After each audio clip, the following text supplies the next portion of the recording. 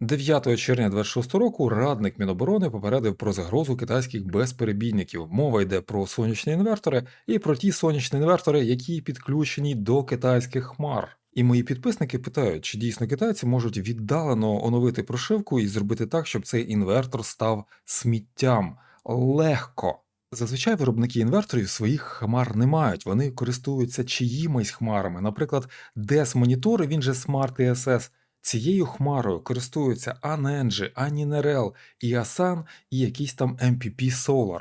І в цих хмарах навіть для користувача є можливість оновити програмне забезпечення мікропрограму на самому інверторі. Розмір мікропрограми, яка заливається на інвертор, зазвичай невеликий, щось біля 200-300 кБ, може менше, може більше. І ніщо не заважає власнику китайської хмари або ж оператору, який керує цією хмарою, на всі інвертори відправити коротесеньку програму 1-2 кБ максимум, яка замінить мікропрограму на процесорі і заблокує бутлодер процесора. І це стосується не тільки Anenji Aninerel, це стосується будь-якого взагалі інвертора і будь-якої хмари. Так само оператори DEA можуть оновити програмне забезпечення. Теж можна зробити із зарядними станціями. І з електромобілями це можна зробити і не тільки китайськими, і не тільки просто вбити мікропроцесори.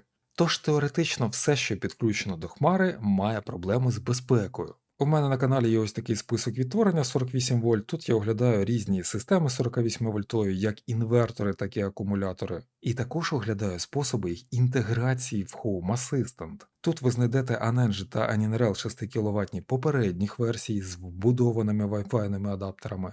Є Databos 6 кВт, є Grovat 6 кВт, і з'явилось буквально сьогодні, вийшло відео Aninerel та Anenji вже нової версії, де використовується зовнішній Wi-Fi адаптер.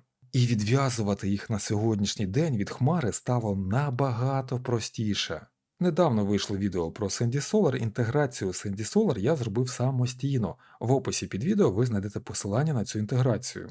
Китайці без проблем мені надали документацію на цей інвертор, тож я зробив як сенсори, тобто можна отримувати інформацію з самого інвертора, так і можна керувати цим інвертором.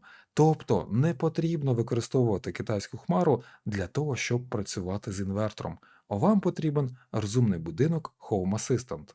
І саме це відео присвячено досить простому способу інтеграцію старих та нових версій Anenji та Aninerel в Home Assistant. В попередніх версіях Aninerel та Anenji був вбудований Wi-Fi адаптер, і виробник цієї платки був A-Bond. В нових версіях Anenji та Aninerel використовується зовнішній Wi-Fi адаптер, і він теж від A-Bond. І саме китайська компанія A-Bond випускає різні дата-логери, і ці дата-логери можуть використовуватись в різних інверторах, не тільки в Anenji та Aninerel. Крім того, ця китайська компанія є власником хмари Lamp Monitor. Також вона власник хмари Shine Monitor.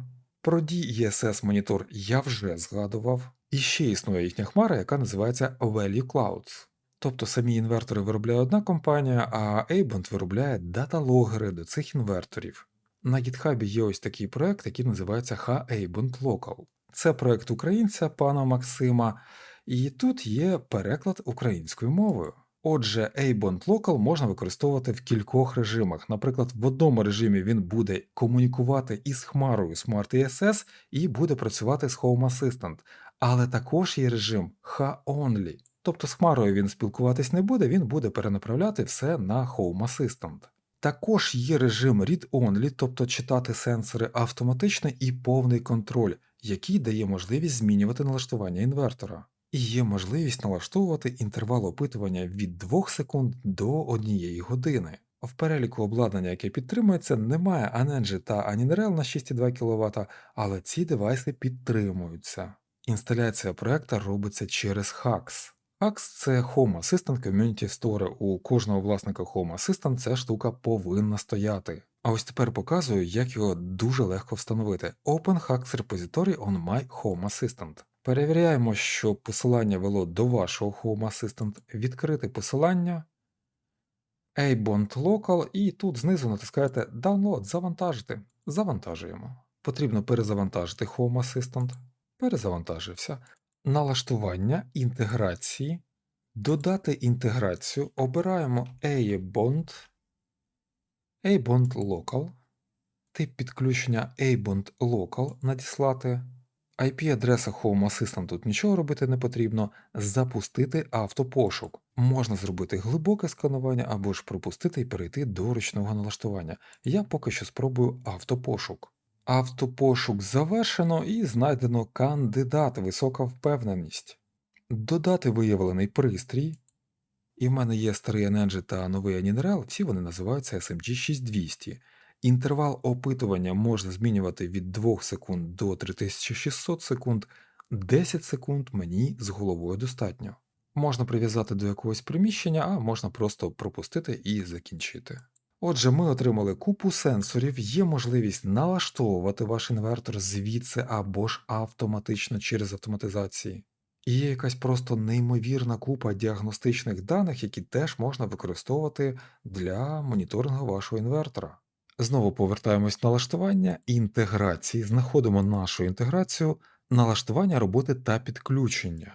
Тут можна змінити інтервал опитування, знову ж обрати режим керування автоматичний, лише читання або повний контроль.